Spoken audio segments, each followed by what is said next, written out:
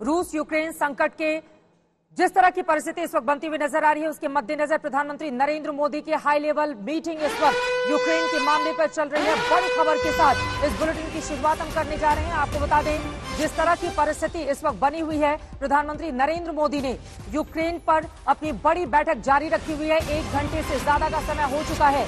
ये बैठक लगातार चल रही है और इसमें सबसे बड़ी चिंता इस बात को लेकर व्यक्त की जा रही है कि हमारे जो छात्र यूक्रेन में फंसे हुए हैं, जल्द से जल्द ऑपरेशन गंगा के तहत उन सभी की वापसी सुनिश्चित की जाए। ऑपरेशन गंगा को तेज करने की तैयारी, कई वरिष्ठ मंत्रियों की भी मौजूदगी इस बैठक में है। आपको बताते चले, आज यूक्रेन में गोलाबारी में एक भारतीय छात्र की मौत का दुखद मामला सामने आया। प्रधानमंत्री ने मृतक छात्र के परिवार वालों से भी बातचीत की, उन्हें ढांढस बंधाया, लेकिन इन सब के बीच पीएम मोदी ने यूक्रेन पर यह बड़ी बैठक जारी रखी हुई है। इस बैठक से क्या निकलकर सामने आता है, यह देखना महत्वपूर्ण रहेगा। लेकिन सबसे बड़ी चुनौती, हजारों की तादाद में जो भारतीय छात्र इस वक्त यूक्रेन में जहां तहां फंसे हुए हैं, जल्द से जल्द उनकी घर वापसी, भारत वापसी सुनिश्चित की जाए। ये रिपोर्ट देखिए।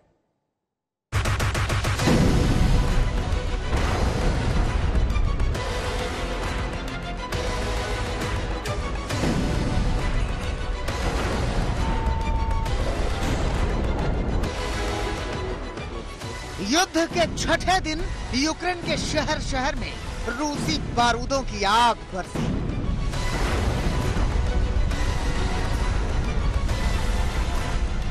सरकारी इमारतें, सेना के कैंप, सुपरमार्केट, ऐसी कोई भी जगह नहीं बची जिसे रूसी मिसाइलों ने अपना निशाना न बनाया हो, जहां रूसी सेना ने बम बारूद न बरसाए हो।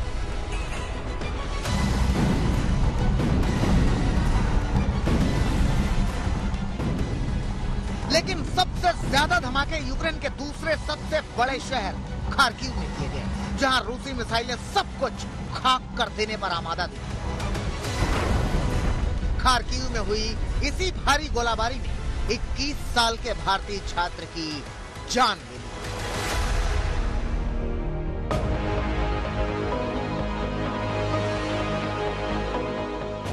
गोलाबारी में मारे गए भारतीय छात्र का नाम नवीन था और वो कर्नाटक के चलागेरी के रहने वाला था। विदेश मंत्रालय के प्रवक्ता अरिंदम बागची ने रूस यूक्रेन के बीच छिड़े युद्ध में भारतीय छात्र की मौत की जानकारी दी और लिखा, हमें ये बताते हुए बहुत दुख हो रहा है कि खार्किव में गोलाबारी में एक भारतीय छात्र की जान चली गई। मंत्रालय छात्र के परिवार से बातचीत कर रहा है। यूक्रेन में दिनों दिन बिगड़ रहे हालात और गोलाबारी में भारतीय छात्र की मौत चिंता बढ़ाने वाली है, क्योंकि अब भी करीब 15,000 भारतीय छात्र यूक्रेन के अलग अलग शहरों में फंसे हुए हैं और सबसे ज्यादा संकट राजधानी कीव में है, जिसे चारों ओर से घेरने के लिए रूसी सेना का जत्था तेजी से बढ़ता जा रहा है। बिगड़ते हालातों के बीच कीव में फंसे भारतीयों के लिए सख्त एडवाइजरी जारी की गई है, जिसमें कहा गया है कि सभी भारतीय नागरिक और छात्र कीव को आज ही छोड़ दें। यूक्रेन में मौजूद भारतीय दूतावास की तरफ से कहा गया है कि ट्रेन या यातायात जो भी साधन मिले उसे पकड़कर लोग कीव से आज ही निकल जाएं। विदेश मंत्रालय ने यह भी एडवाइजरी जारी की कि जितने भी भारतीय कीव में हैं वो जल्दी से जल्दी वहां पर निकलें। 4 देशों की अलग अलग सीमाएं लगती हैं, उन चारों देशों की ओर लोग पहले से ही बढ़ रहे हैं। हमें जो सुबह से जानकारी मिली, जितने मेट्रो स्टेशन, जितने ट्रेन स्टेशन हैं, सब जगह बड़ी संख्या में भीड़ है, क्योंकि जितने भी लोग हैं स्थानीयों के साथ दूसरे कई देशों के नागरिक, और ये संख्या लाखों में हो सकती है, क्योंकि 5 लाख लोगों ने अब तक जो है यूक्रेन छोड़ा है और अभी ये संख्या और बढ़ सकती है। अब इस घटना के बाद जब इसमें एक भारतीय की मृत्यु हुई है, जाहिर है एक डर और पैनिक का, भय का माहौल भी होगा, जिसके बाद जितने भी लोग हैं वो और जल्दी कोशिश करेंगे निकले जाएं। कीव में मौजूद आज तक संवाददाता राजेश पवार भी पल पल के हालात पर नजर बनाए हुए हैं। कीव में स्थिति तेजी से बिगड़ रही है। रूसी सेना राजधानी के मुहाने की ओर बढ़ रही है।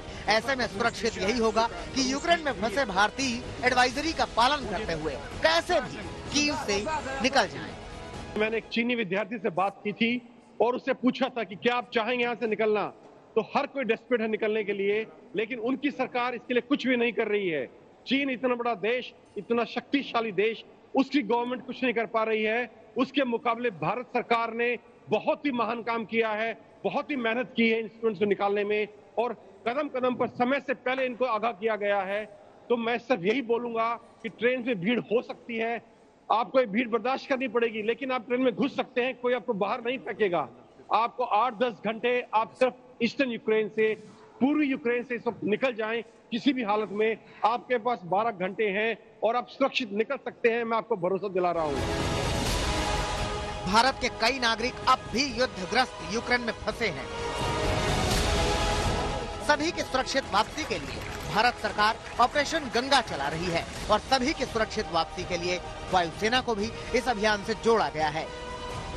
वायुसेना के C-17 विमान की मदद से यूक्रेन में फंसे भारतीयों को वापस लाने का अभियान चलाया जाएगा, क्योंकि वहाँ के सरकार के मदद के बिना ये सारा ऑपरेशन करना मुश्किल है, क्योंकि हमारे जो नागरिक हैं, बच्चे हैं, वो यूक्रेन से आएंगे तो उनके पास तो वीज़ा कागज़ का बड़ा इशू रहेगा।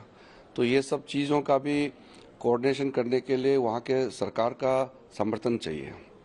तो हमारे वहाँ ज़मीन पर एम्बेसडर और उनके सारे टीम काम कर रहे हैं और भारत के और भी प्राइवेट सेक्टर के भी अगर कोई हैं उनसे भी हम संपर्क में कर रहे हैं। भारत से 4 केंद्रीय मंत्री हरदीप पुरी, ज्योतिरादित्य सिंधिया, किरण रिजिजू और वीके सिंह यूक्रेन के पड़ोसी देशों में जाकर वहां से भारतीयों को वापस लाने के ऑपरेशन पर काम करेंगे। सुबह एक फ्लाइट गई थी यहाँ से बुखारेस्ट से भारत की तरफ और एक फ्लाइट रात की है एयर इंडिया की। अभी हमें सिर्फ इन 2 फ्लाइट्स की जानकारी है, क्योंकि ये इस तरह की यहाँ भी जद्दोजहद जारी है कि जितनी फ्लाइट्स हो सके वो मिले। लेकिन समस्या यहाँ पे ये भी है कि शेल्टर होम्स तो हैं, लेकिन लोग जब बॉर्डर से आते हैं तो हताहत हैं, बिल्कुल बहुत परेशान हैं, बहुत मुश्किलों का सामना करके वहाँ से किसी तरह यहाँ पहुँचते हैं। और कभी कभी इस आपाधापी बहुत है। आपाधापी के चक्कर में कोई पहले निकल जाता है, कोई पीछे रह जाता है। कीव की ओर बढ़ती रूसी सेना और ताबड़तोड़ हमले के बीच माना जा रहा है कि रूसी सेना कभी भी कीव को अपने कब्जे में ले सकती है। ऐसी स्थिति में भारत अपनों की सुरक्षित वतन वापसी का हर रास्ता तलाश रहा है।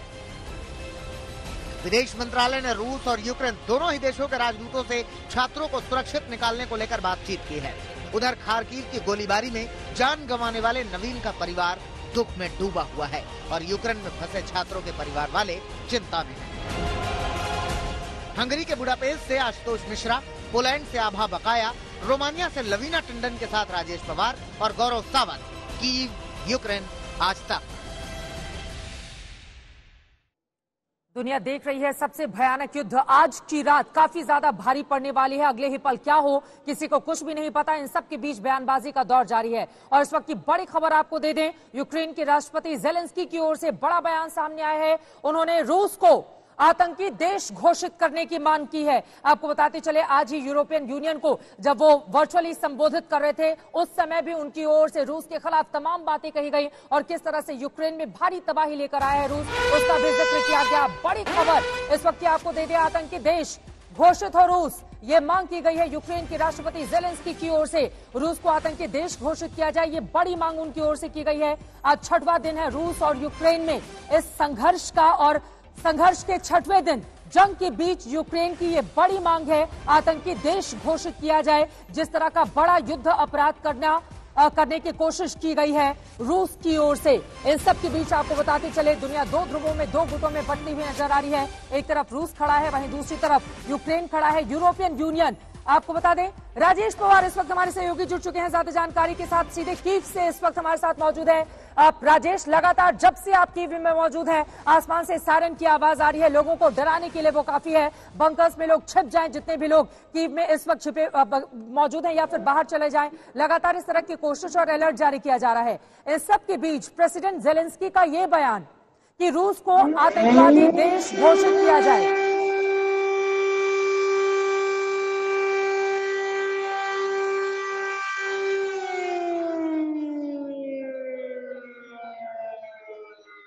जी बोले, आप अभी बोले प्लीज। वो सायरन की आवाज में नहीं सुन पा रहा हूं। सायरन की आवाज बहुत भयावह है, डराने वाली है। रह रहकर लगातार जब से आप जुड़े हुए हैं, कई बार हमने रिपीट ये आवाज सुनी है। सायरन की आवाज का मकसद, मतलब क्या है, कितने घंटे के लिए ये अलर्ट जारी किया जाता है, उसकी बात कर सकते हैं। राजेश बताइए इसके बारे में आप।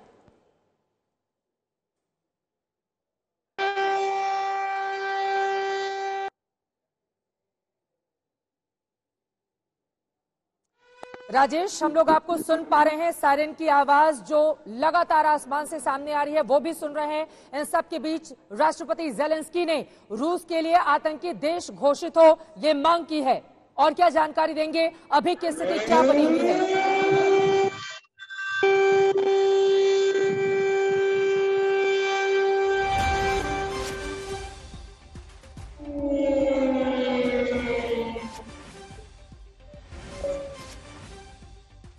कभी भी कीव पर हो सकता है बड़ा हमला, ये बड़ी जानकारी निकलकर सामने आ रही है। जिस तरह से अब लगातार सायरन की आवाज आसमान में गूंज रही है, लोगों को अलर्ट किया जा रहा है, रूस से हवाई हमले की आशंका बढ़ गई है। आपको बताते चले यूक्रेन की ओर से लगातार लोगों को अलर्ट किया जा रहा है। ये आवाज सुनिए। मैं चाहूंगी राजेश आप अपनी बात भी रखिए अगर मेरी आवाज आप तक पहुंच रही है तो। देखिए, जो जेलेंस्की ने बोला है कि टेररिस्ट स्टेट डिक्लेयर किया जाए रशिया को, ये कोई हैरान करने वाली बात नहीं है मेरे लिए, क्योंकि जेलेंस्की बहुत सी चीजें बोल चुके हैं जो आमतौर पे इस स्टेज पे सेनाध्यक्ष को नहीं बोलनी चाहिए, स्पेशली जब वो इंतजार कर रहे हैं सेकंड राउंड ऑफ टॉक्स का कल।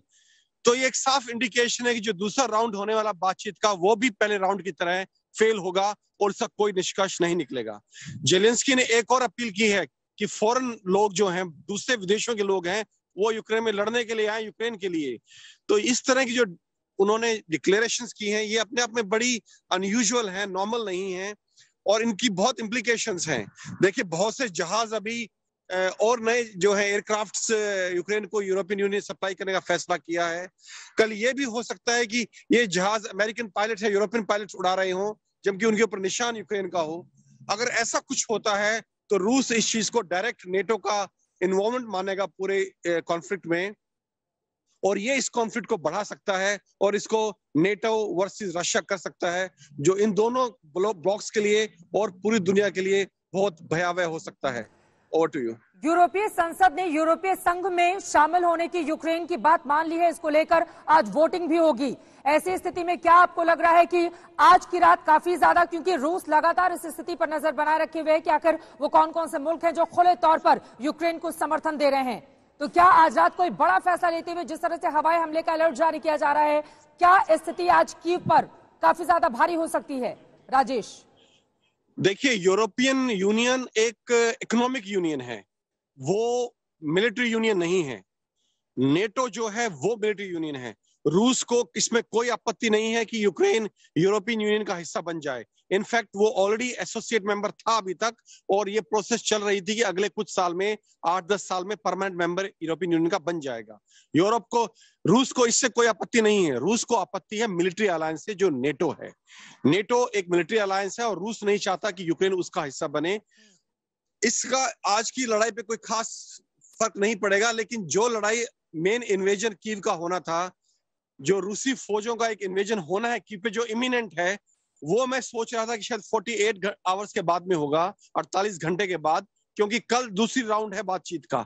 लेकिन जब ये बातचीत सारी बातें सामने आ रही हैं कि जेलेंस्की ने ये आग्रह किया है यूरोपियन यूनियन के देशों से कि रूस को एक टेररिस्ट मुल्क घोषित किया जाए, तो मुझे नहीं लगता कि कल की बातों का कोई मतलब है। और जो इन्वेजन है अभी 48 आवर्स की बजाय। इस वक्त एक और बड़ी खबर आ रही है राजेश, मैं फौरन आपके पास लौटूंगी। यूक्रेन की सदस्यता की अर्जी ईयू में मंजूर कर ली गई है। आपको बता दें, यूक्रेन की ओर से यूरोपीय संसद ने यूक्रेन की यूरोपीय संघ में शामिल होने की अपील को मान लिया है। रात 9 बजे ईयू संसद में इसके लिए बाकायदा वोटिंग की जाएगी। यूक्रेन के राष्ट्रपति जेलेंस्की ने सोमवार को यूक्रेन को यूरोपीय संघ में शामिल कराने के लिए आवेदन किया था। इस आवेदन को यूरोपीय संसद ने मंजूर कर लिया है। बताया जा रहा है यूक्रेन को यूरोपीय संघ में शामिल करने के लिए यूरोपीय संसद में विशेष प्रक्रिया जो प्रवेश के लिए होती है उसकी भी शुरुआत कर ली गई है। यूक्रेन को यूरोपीय संघ में शामिल करने के प्रस्ताव पर संसद में वोटिंग होगी और जिस तरह से जेलेंस्की ने यूरोपीय यूनियन को संघ को संबोधित किया और उसके बाद तमाम देशों के प्रतिनिधियों ने खड़े होकर ताली बजाकर उनका स्वागत किया, ऐसे में माना जा रहा है कि ज्यादातर वोटिंग यूक्रेन के पक्ष में होगी। राजेश, क्या ये माना जा सकता है कि जिस बात को लेकर वोटिंग होगी वो बात सीधे तौर पर यूक्रेन के पक्ष में जाएगी और सिर्फ ये एक औपचारिक प्रक्रिया है जिसको आगे बढ़ाया जा रहा है यूरोपियन यूनियन में, संघ में इस वक्त? देखिए, अभी जो वोटिंग होगी यूक्रेन को यूरोपियन यूनियन का हिस्सा बनाने की, मेरा मानना है कि लगभग वो यूनानिमस होगी, 100% वोटिंग इस फेवर में होगी कि यूक्रेन को यूरोपियन यूनियन का हिस्सा बना लिया जाए। लेकिन मैं आपको ये बता दूं, अब से 6 महीने पहले तक ये हालात नहीं थे। बहुत से यूरोपियन देश ये बोल रहे थे कि यूक्रेन अभी तैयार नहीं है यूरोपियन यूनियन का सदस्य बनने के लिए, उसमें काफी बदलाव लाने की जरूरत है, उनकी लॉ एंड ऑर्डर प्रक्रिया में, उनकी न्यायिक प्रणाली में, उनकी इकोनॉमिक प्रणाली में। तो उनको ये मानना था कि 8-10 साल लगेंगे यूक्रेन को इस काबिल बनने के लिए कि उसको यूरोपियन यूनियन में शामिल कर लिया जाए। लेकिन जो अब हालात हैं, लड़ाई के हालात हैं, और जिस मुकाम पर इस वक्त यूरोप खड़ा है, मेरा यह मानना है कि लगभग यूनानिमस डिसीजन होगा कि यूक्रेन को यूरोपियन यूनियन का मेंबर बना लिया जाए। Over to you. आप हमारे साथ लगातार बने रहिए। राजेश, मैं फौरन आपके पास आऊंगी। आपका ये कहना है कि एक तरफा निर्णय होगा, और जिस तरह से जेलेंस्की की ओर से भी बार बार आप अपनी बात रखते हुए जब उन्होंने ईयू को संबोधित किया तो ये कहा यूरोपियन यूनियन हमारे साथ है, और इसके लिए मैं आपका शुक्रिया अदा करता हूं। यूरोपियन यूनियन रूस के खिलाफ सख्त हो रहा है, और इसके पीछे वजह है रूस का यूक्रेन पर भयानक हमला। रूस की ओर से यूक्रेन के कई शहरों को उजाड़ दिया गया है। कीव और खार्किव में तो रूस ने विध्वंसक प्रहार किया है। जो तस्वीरें वहां से सामने आई हैं वो बेहद खौफनाक हैं।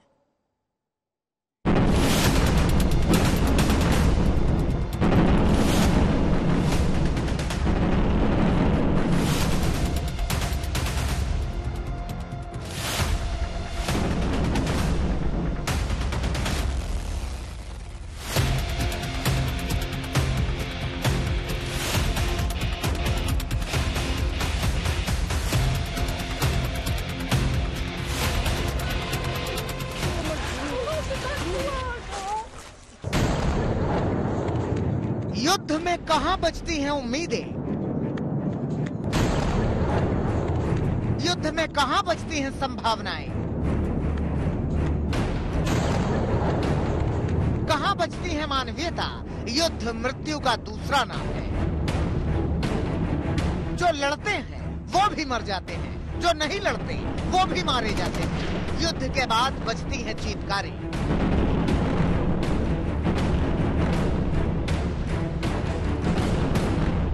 ये जो रास्ता है ये यहाँ के सेंट्रल रेलवे स्टेशन की तरफ जाता है, और इस रास्ते पर उन लोगों की गाड़ियां हैं जो इस शहर से बाहर निकल जाना चाहते हैं।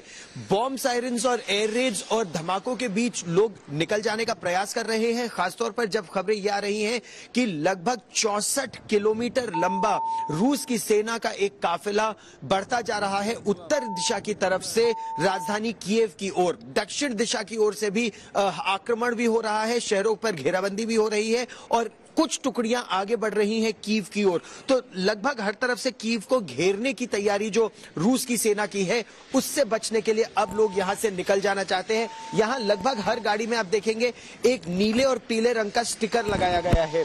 नीले और पीले रंग का स्टिकर यह दर्शाता है कि ये कीव की एक तरह से फाइटिंग फोर्स है, ये मिलिशिया फोर्स है, तो उनकी गाड़ियों को चेक नहीं किया जाता, बाकी सभी गाड़ियों को चेक किया जा रहा है। यूक्रेन की बारूदी हवाओं ने पूरे विश्व की आंखों में किरकिरी कर दी है। तड़पती है आत्माएं। युद्ध के उन्माद में दहकती हुई इमारतें देखकर कांपता है कलेजा। गलियों को गर्दिश में जाते हुए देखकर युद्ध समाप्ति की ओर ले जाता है, जैसे जा रहा है Ukraine. There's an air siren going on. There's an air attack expected now. Maybe a bomb attack expected right now, and that's an indication that is telling people to take shelter, go for some kind of bomb shelter right now. And this is an indication. This is going on continuously now for last 5 minutes. जब भी ये siren बजता है कांप उठता है Kyiv. ऐसे ही एक सायरन के बाद रात 12:01 पर खार्किव में प्रशासनिक भवन में रूसी मिसाइल दागी गई। पलक झपकते ही आग का गोला निकला। काले धुएं ने पूरे आसमान को ढक लिया। गाड़ियों के परखच्चे उड़ गए।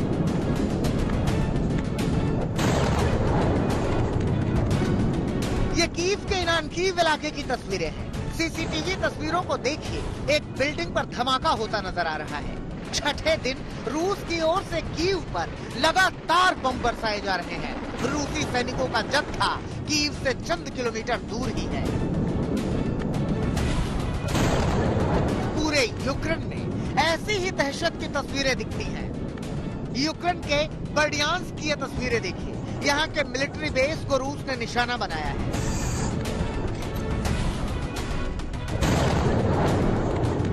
यूक्रेन के शहर चेरनोहीव के सुपरमार्केट में भी भीषण बमबारी हुई है।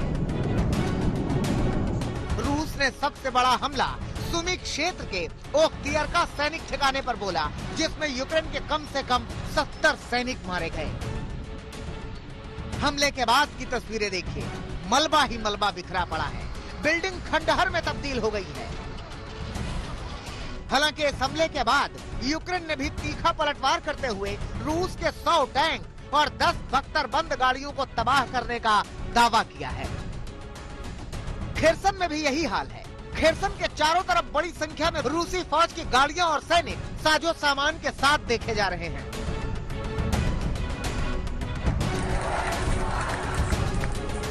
रूस का दावा है कि बर्डियांस्क शहर उसके कब्जे में है, लेकिन इस तस्वीर से जाहिर हो रहा है कि यूक्रेनी नागरिक रूसी सैनिकों के आगे मजबूती से डटे हैं। यूक्रेन के शहर बुच की बर्बादी की ये तस्वीरें देखिए, आग की लपटें साफ नजर आ रही हैं। कीव के पश्चिमी शहर बुच की सड़कों पर यूक्रेनी फौज के जले हुए वाहन, जले हुए शव साफ नजर आते हैं। डोनेत्स्क से भी तबाही की तस्वीरें सामने आई हैं। डोनेत्स्क शहर रूस समर्थित अलगाववादियों के कब्जे में है। यहाँ कई जगहों पर कल धमाके हुए थे। कीव और खारकीव समेत यूक्रेन के कई शहरों में तबाही का मंजर है। एक उजड़ा हुआ शहर अपनी बर्बादी पर आंसू बहा रहा है।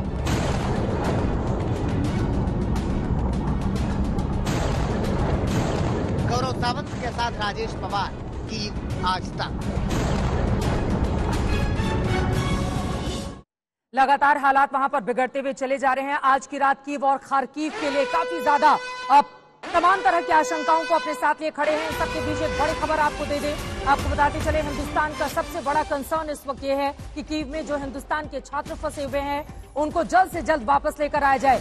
रेस्क्यू ऑपरेशन को लेकर इस वक्त बड़ी खबर आ रही है। केंद्रीय मंत्री वीके सिंह पोलैंड पहुंच चुके हैं और आपको बता दें, जो तस्वीरें सामने आई हैं वहां पर 80 स्टूडेंट से सीधे जाकर उन्होंने मुलाकात की है। गुरुद्वारा में ठहरे हुए 80 छात्रों से उनकी मुलाकात हुई है। गौरव सावंत इस वक्त जुड़ चुके हैं ज्यादा जानकारी के साथ। गौरव, 4 मंत्री लगातार इस मिशन पर लगे हुए हैं कि जल्द से जल्द भारतीय छात्रों को हिंदुस्तान वापस लेकर आया जाए। जनरल वीके सिंह पहुंच चुके हैं। गुरुद्वारा में ठहरे हुए 80 छात्रों से उनकी मुलाकात हुई है। ढांढस बताओ, जल्द से जल्द अब वो उनको लेकर हिंदुस्तान के लिए टेक ऑफ करने वाले हैं। किस तरह की जानकारी और मिल रही है आपको गौरव?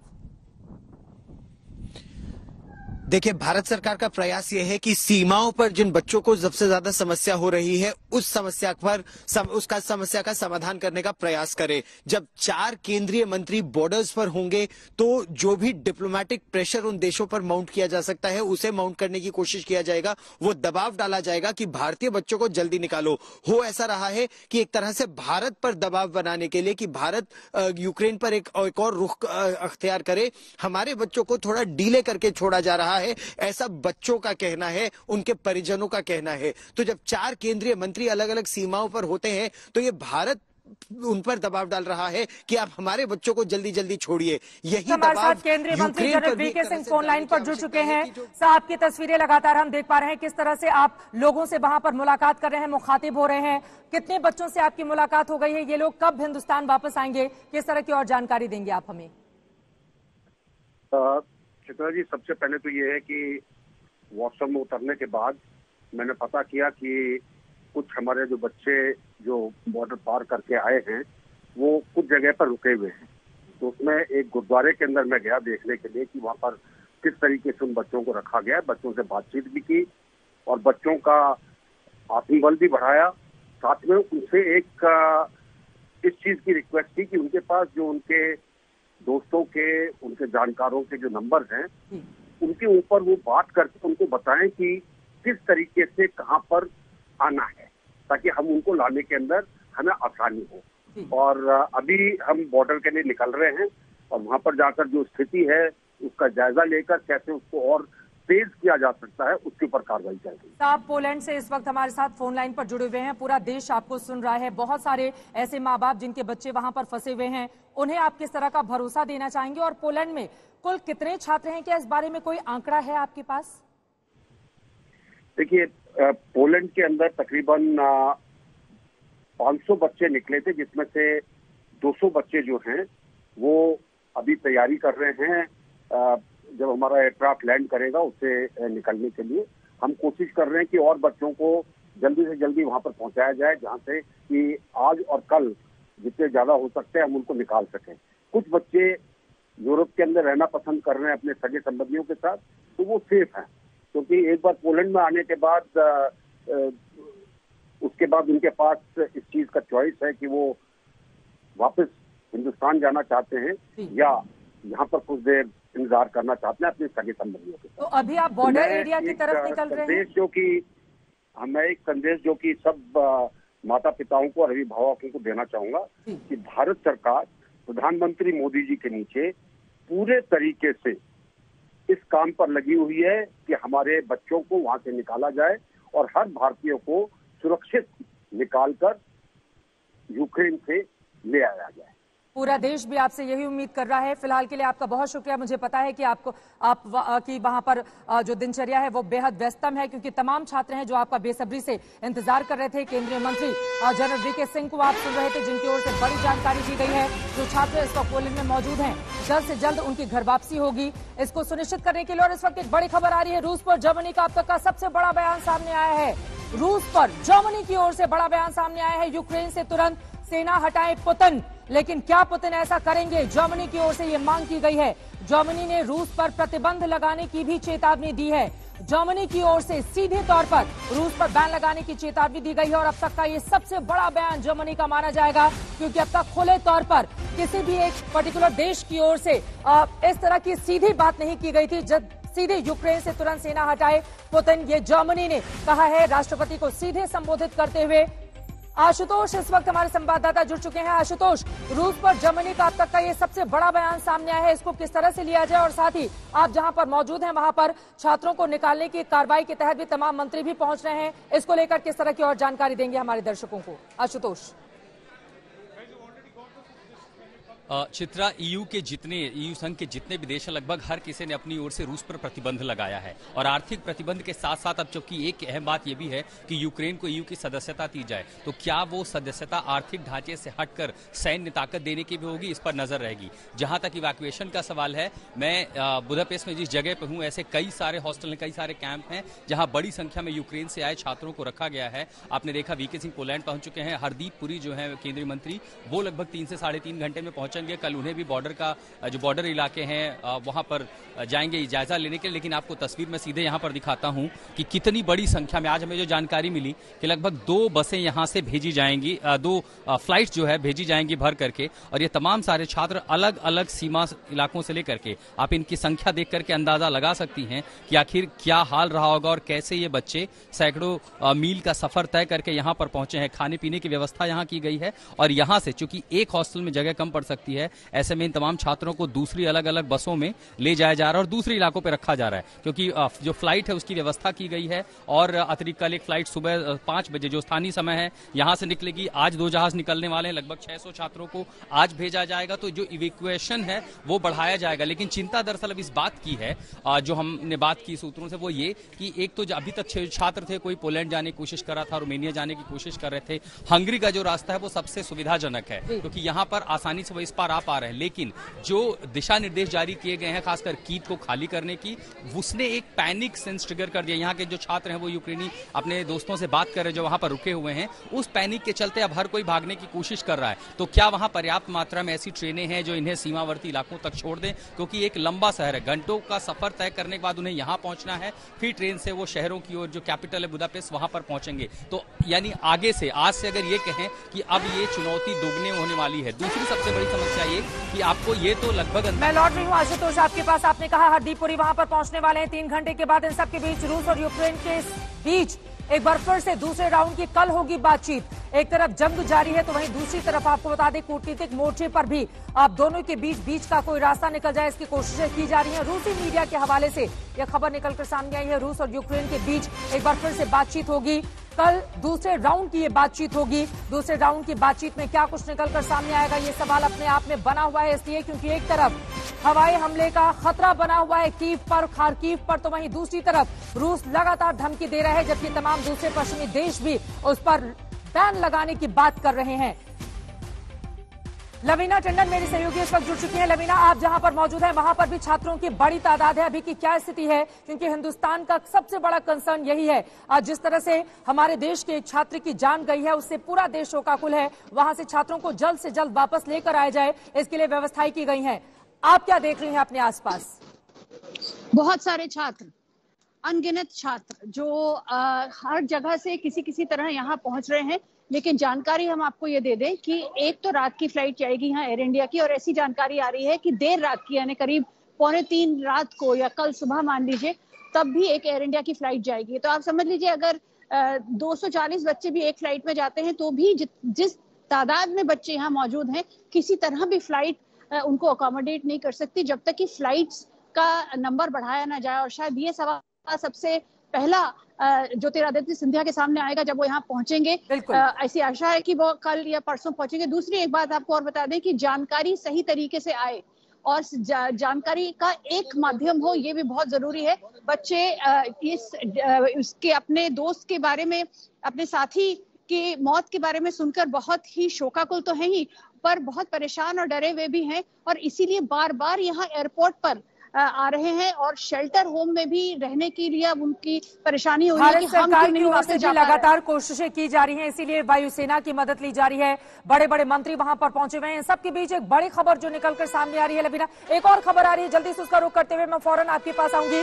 आपको बता दें, रूस के हमले लगातार जारी हैं और अब रूस की ओर से अलर्ट किया गया है। रूस ने कीव से नागरिकों को हटने के लिए कहा है। यूक्रेन को रूस की चेतावनी भी वहीं पर सामने आ रही है। सिक्योरिटी सर्विस हेडक्वार्टर पर हमले की चेतावनी सामने आई है।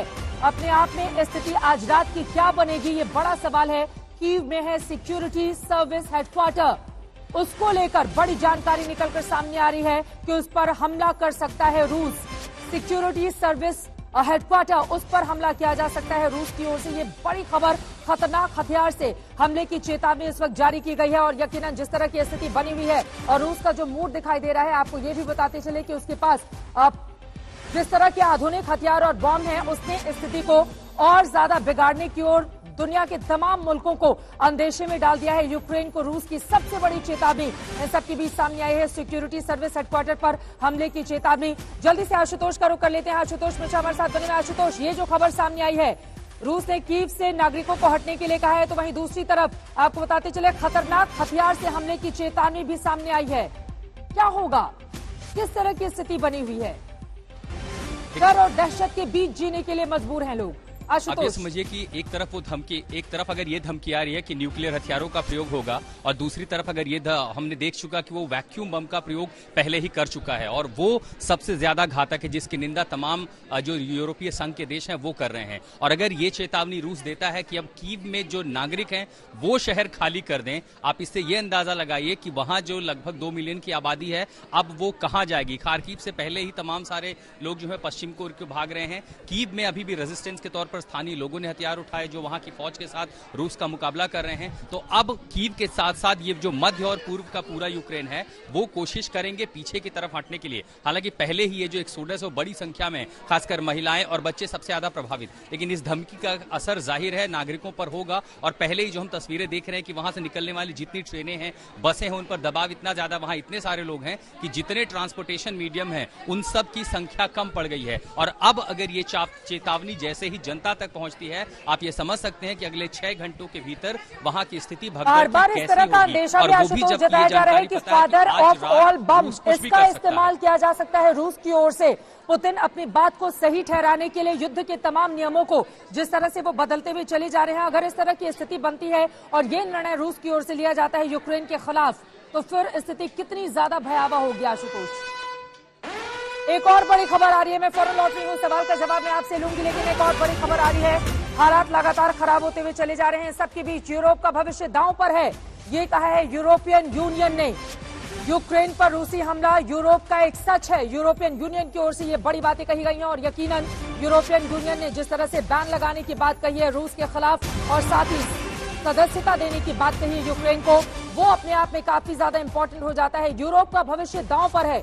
यानी कि समूचे यूरोप को लेकर यूरोपियन यूनियन का ये बयान अपने आप में काफी महत्वपूर्ण हो जाता है। आपको तस्वीरें उस समय की दिखा रहे हैं जब वर्चुअली यूक्रेन के प्रेसिडेंट की ओर से यूरोपियन यूनियन को संबोधित किया गया था। अपना थैंक यू भी, आभार भी उन्होंने प्रकट किया था यूरोपियन यूनियन के तमाम देशों को लेकर। लेकिन अब यूरोपियन यूनियन का ये बयान कि यूरोप का पूरा भविष्य दांव पर लगा हुआ है और यूक्रेन पर रूसी हमला यूरोप का एक सच है, इसका ये भी मतलब समझिए कि यूक्रेन पर हमले के बाद अपनी विस्तारवादी नीति के तहत अपनी मंशा को अंजाम देने के लिए जो रूस है वो अपने कदम और देशों की ओर भी बढ़ा सकता है। यकीनन इसको लेकर आज रात जब वोटिंग होगी यूरोपियन यूनियन में यूक्रेन की सदस्यता को लेकर, तो उस समय क्या देखने को मिलता है ये महत्वपूर्ण रहेगा। लेकिन ये बड़ी खबर इस वक्त की है, यूक्रेन पर रूसी हमला एक सच है, इसको स्वीकार करना होगा और पूरा का पूरा यूरोप इसका भविष्य दांव पर है, यूरोपियन यूनियन ने ये कहा है। और एक और बड़ी खबर, रूस को सुरक्षा परिषद से बाहर करने पर चर्चा की जा रही है। सुरक्षा परिषद यूनाइटेड नेशन सिक्योरिटी काउंसिल से हटाना भी विकल्प है, ये ब्रिटेन की ओर से कहा गया है। अब क्या ऐसा हो पाएगा? विदेशी निवेशकों को रोकने की तैयारी में है रूस, ये बड़ी जानकारी निकलकर सामने आ रही है। राजेश पवार इस वक्त मेरे सहयोगी जुड़ चुके हैं। राजेश, सबसे पहले तो ये जो लगातार रूस ने कीव से नागरिकों को हटने के लिए कहा है, जरा इसका पूरा सच बताइए, इसका क्या मतलब हुआ? रूस की ओर से कीव से नागरिकों को हटने के लिए कहा जा रहा है, क्या है मंशा रूस की यहां पर? राजेश के पास हम चलेंगे फौरन। आपको बता दें कीव में ही उस जगह पर मौजूदगी है जहां से हर तरफ की तस्वीरें राजेश लगातार आज तक के दर्शकों तक पहुंचा रहे हैं। विदेशी निवेशकों को रोकने की तैयारी में है रूस, ये बड़ी खबर सामने आई। यूरोपियन यूनियन की ओर से कहा गया है कि यूक्रेन पर हुआ हमला एक सच है और यूरोप का पूरा भविष्य दांव पर है, इस तरह की भी बातें हो रही हैं। और यूरोपियन यूनियन के तमाम 30 देश मिलकर किस तरह का निर्णय लेते हैं इसका बेसब्री से इंतजार किया जा रहा है। और इन सबके बीच बड़ी खबर, खार्किव पर रूस का मिसाइल हमला हुआ है। खार्किव के रिहायशी इलाके में मिसाइल से हमला किया गया है, इस वक्त की बड़ी खबर सामने आ रही है। रिहायशी इलाके में मिसाइल से हमला किया गया है, यानी कि जिस बात की आशंका जताई जा रही थी, रूस लगातार युद्ध के तमाम नियम बदलते हुए अपने मन मुताबिक लगातार इस तरह की कोशिश कर रहा है। और राजेश, खार्किव पर रूस का मिसाइल हमला, कीव से नागरिकों को हटने के लिए रूस कह रहा है, क्या माना जाए? इसको लेकर क्या होगा आगे? राजेश, देखिए, ये अभी एक जो है फुल फ्लेजेड इन्वेजन होगा, पूरी तरह से जो एक कन्वेंशनल वॉर होती है। अभी रशिया इस युद्ध में अपनी पूरी शक्ति झोंक देगा और ये मेरा मानना है कि इट इज अभी मैटर ऑफ टाइम है कि खार्किव कब रशियन हाथों में पहुंच जाता है और उसके बाद नेक्स्ट जो टारगेट है वो कीव है। और अगर बाय चांस ऐसा होता है कि खार्किव लंबे समय तक अपने आप को होल्ड कर पाता है, उस हालात में भी मेरा मानना है कि जो ऑपरेशंस हैं कीव के खिलाफ वो शुरू हो जाएंगे 24 से 48 घंटे के अंदर अंदर। Over to you. Ukraine, Kharkiv Ukraine के लिए बहुत महत्वपूर्ण है, मैं चाहूंगी उसके बारे में भी हमारे दर्शकों को जानकारी दीजिए। और स्थिति तो यहां पर खराब हो गई है, रिहायशी इलाके में हमला किया गया है, अस्पतालों को टारगेट किया गया है। रूस आखिर क्या चाहता है, ये अपने आप में बड़ा सवाल। युद्ध कतई इस चीज की इजाजत नहीं देता है कि आप रिहायशी इलाकों में आम लोगों को निशाना बनाइए, आप अस्पताल को निशाना बनाइए, लेकिन लगातार रूस की ओर से इस तरह की हरकतें की जा रही हैं। राजेश, देखिए, ये जिनेवा कन्वेंशन का उल्लंघन है। अगर आप किसी भी तरह पे सिविलियन एरियाज पे या सिविलियन इंफ्रास्ट्रक्चर के ऊपर अगर आप अटैक कर रहे हैं, और रशिया बाकी दूसरे देशों के साथ, हिंदुस्तान भी उसका एक सिग्नेटरी है, वो जिनेवा कन्वेंशन पे सिग्नेटरी है, यानी कि वो उसके रूल्स रेगुलेशन से बंधा हुआ है। और उसमें ये बिल्कुल साफ लिखा है, पहला ही क्लोज है ह्यूमैनिटेरियन लॉ का, कि आप किसी भी सिविलियन टारगेट को या सिविलियन एरियाज को एक युद्ध में टारगेट नहीं कर सकते। तो ये इंटरनेशनल लॉ का और जिनेवा कन्वेंशन का साफ उल्लंघन है अगर रूस ने ऐसा किया है तो। और ये अब जो बात कीव पे आएगी तो यहाँ इसका उल्लंघन और ज्यादा होने की उम्मीद है, क्योंकि रूस ने एक इंस्ट्रक्शन जारी की है, एक एडवाइस जारी की है कीव के नागरिकों के लिए कि आप कीव को छोड़ दें, क्योंकि कीव पे हमला होने वाला है।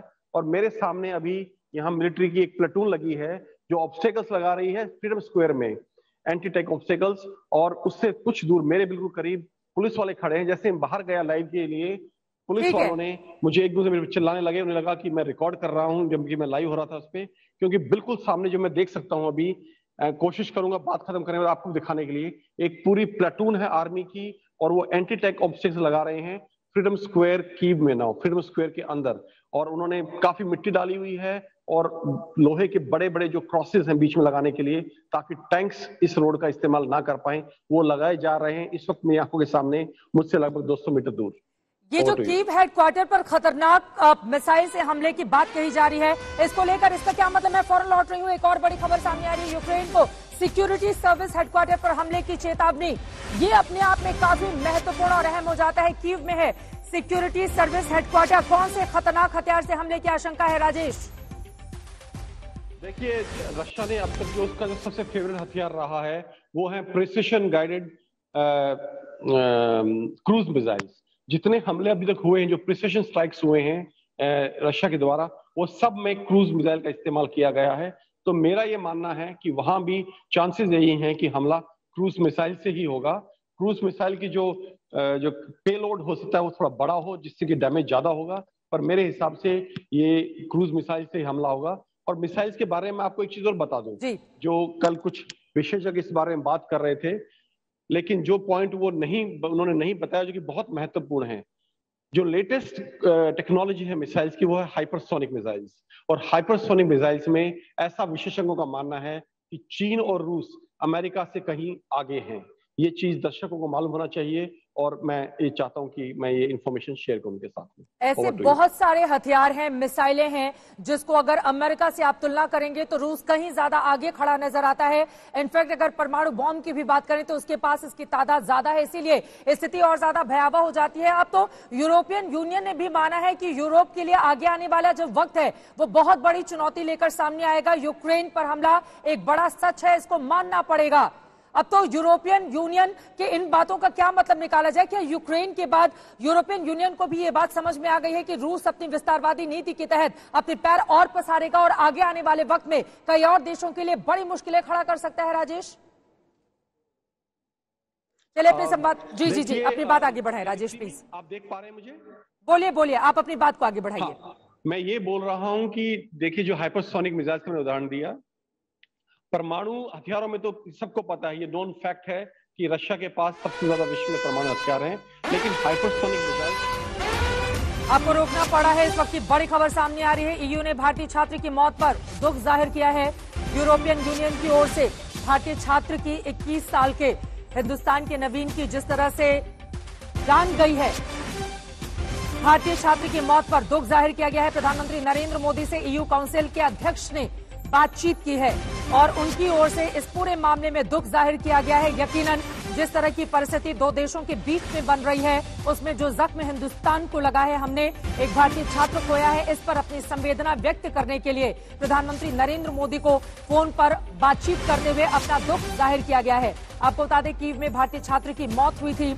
अब ये दुखद खबर जब से हिंदुस्तान में सामने आई है, उसके बाद से तमाम छात्रों को लेकर भारत की जो चिंता है वो बढ़ गई है। प्रधानमंत्री नरेंद्र मोदी लगातार हाई लेवल मीटिंग कर रहे हैं इस पूरे मामले को लेकर। अब 4 बड़े मंत्री इस वक्त पहुंच चुके हैं तमाम यूक्रेन के बॉर्डर एरिया में, जहां से भारतीय छात्रों को लेकर हिंदुस्तान लाया जाएगा। वहीं ईयू ने भारतीय छात्र की मौत पर दुख जाहिर किया है। पीएम मोदी से ईयू काउंसिल अध्यक्ष ने बातचीत की है। राजेश, जो लेटेस्ट ब्रेकिंग न्यूज बताई है कि ईयू ने भारतीय छात्र की मौत पे जो दुख जताया है, जताना भी चाहिए, लेकिन इसका जो आप इम्प्लीकेशन है, जो डिप्लोमेटिक और पॉलिटिकल इम्प्लीकेशन है, वो ये है कि यूरोपियन यूनियन जानता है कि भारत रशिया का एक बहुत ही गूढ़ मित्र रहा है और हमारे संबंध बहुत पुराने हैं। और अगर रशिया को ये इकोनॉमिक सैंक्शंस, जो भारी भरकम इकोनॉमिक सैंक्शंस यूरोपियन यूनियन ने और अमेरिका ने लगाए हैं, अगर इस पे सरवाइव करना है, अगर जिंदा निकलना है इसमें से, नहीं तो रूस बिल्कुल तबाह हो जाएगा। तो 2 ही देश हैं जिन पे रूस निर्भर करेगा मेजरली, वो हैं चाइना और इंडिया। और किसी तरह से अगर इंडिया को वो अपने पाले में डाल लेते हैं, किसी तरह से रूस से अलग कर देते हैं, तो ये अपने आप में बहुत बड़ी डिप्लोमेटिक विक्ट्री होगी। और ये जो उन्होंने दुख जताया है, ये उसी की दिशा में एक कदम है। Over to you. बिल्कुल। अब इसी के साथ यूरोपियन यूनियन आगे आने वाले वक्त में जिस तरह की खतरनाक स्थिति बनती हुई दिखाई दे रही है, खार्किव में मिसाइल से हमला किया जा रहा है, कीव जहां पर आपकी मौजूदगी है उसको टारगेट करने के लिए बड़े बड़े प्लान इस वक्त रूस की ओर से बनाकर रखे गए हैं और वहां पर रह रहकर सायरन की आवाज लोगों को डराने के लिए काफी है। वहां की स्थिति भी आगे आने वाले वक्त में भयावह हो सकती है, वो भी टारगेट पर है रूसी और खासतौर से कुछ ऐसे महत्वपूर्ण जगह। मैं फौरन आ रही हूँ राजेश, आपके पास एक बहुत बड़ी खबर आ रही है, सीधे उसका हम रुख करेंगे। आपको बता दें यूक्रेन को रूस की सबसे बड़ी चेतावनी निकलकर सामने आई है। यूक्रेन को सिक्योरिटी सर्विस हेडक्वार्टर पर हमले की चेतावनी। सिक्योरिटी सर्विस हेडक्वार्टर, इसका मतलब समझिए कि ये यूक्रेन के लिए कितना ज्यादा इंपॉर्टेंट है। अगर उस पर मिसाइल से हमला करता है, बमबारी करता है, तो फिर कीव की स्थिति क्या होगी, जिसको बचाने में यूक्रेन के तमाम सैनिकों ने, वहां के आम नागरिकों ने लगातार अपनी पूरी कोशिश वहां पर लगाकर रखी है। खतरनाक हथियारों से हमले की ये चेतावनी रूस ने कीव से नागरिकों को हटने के लिए कहा है, यानी कि नागरिकों को हटने के लिए कहा जा रहा है। तो वहीं दूसरी तरफ वो तमाम बड़े बड़े टारगेट सेट कर रहा है और माना जा रहा है कि आज की रात यूक्रेन की राजधानी कीव के लिए काफी ज्यादा मुश्किलों भरी हो सकती है। इन सब के बीच यूरोपियन यूनियन में आज जो वोटिंग होने वाली है यूक्रेन को लेकर, उसमें क्या कुछ निकलकर सामने आता है, रूस का आगे का मंसूबा क्या होगा, ये देखना महत्वपूर्ण रहेगा।